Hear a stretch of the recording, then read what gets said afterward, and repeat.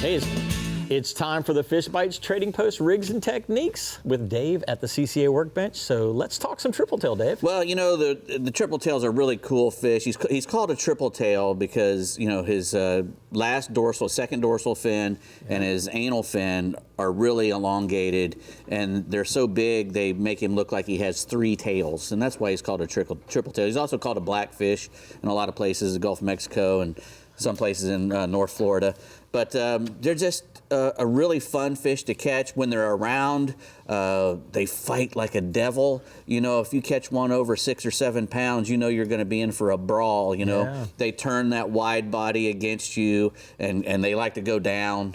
And so it's going to be a fight when you hook one. I always, you know, when I see them laying on the top and they're just floating by themselves or next to a piece of debris, I always go, you know, at one point in time, this thing had to be related to a flounder. But as soon as you hook him, it's like, oh, he was part grouper too. Right. But you know, you were saying before we were talking, you were saying that they don't actually have any close relatives. They're kind of on their own. They're in the family Libotidae, and they're the only one in that family. Their name is Libotis surinamensis. Yeah. That's their scientific name.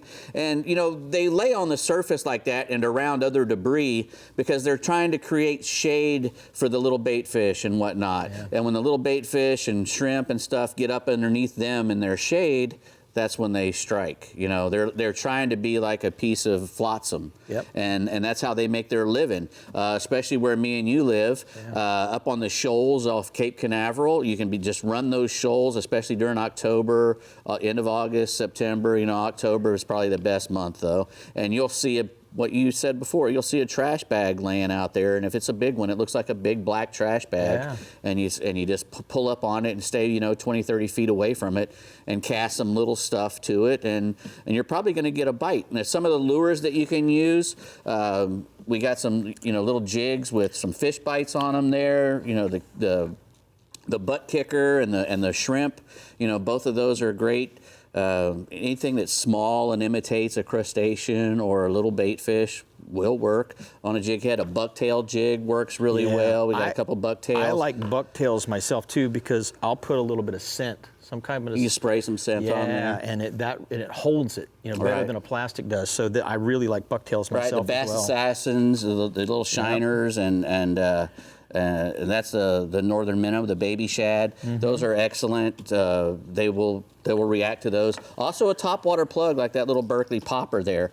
You know, they are on the surface, so they are not shy about crashing a surface bait. You know, the one thing that I've seen with Tripletail in particular, and a lot of guys can relate to this, when you're using a lure that's not got a scent to it, Tripletail will swim up to it, put their nose on it, and try to sniff it.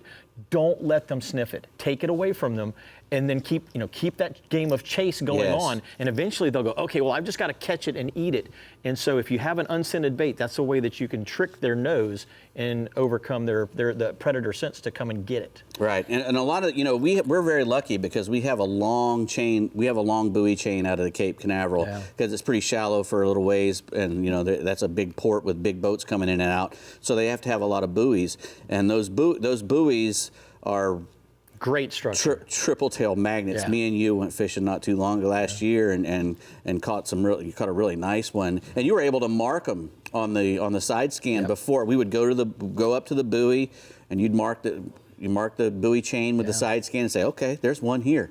And we were able to cast to that fish and get them. Now, all these lures work great, but you know, the best thing to use would be a free-lined live shrimp on either a little circle hook, a 4/0 circle hook, 20, 30-pound test fluorocarbon. That Prospect Berkeley is really great.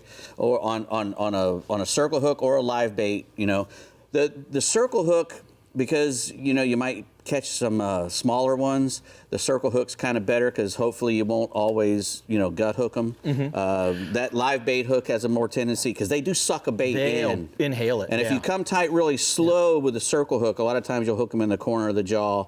It's a lot harder with a J hook. I see you've got some floats here. Do you like to use the floats? Yeah, the float works great as well. It allows you to adjust your presentation really well. And using one of these Savage Gear Manic shrimps under a float and popping that cork, that'll sometimes, or the crab will come up and get them. That Manic shrimp is, you know, modeled after a 3D shrimp. It's got that Duratec 12-inch tough TPE. It's very durable. It's got a little tail that'll kick, you know, every time you pop that cork. It looks like a real shrimp.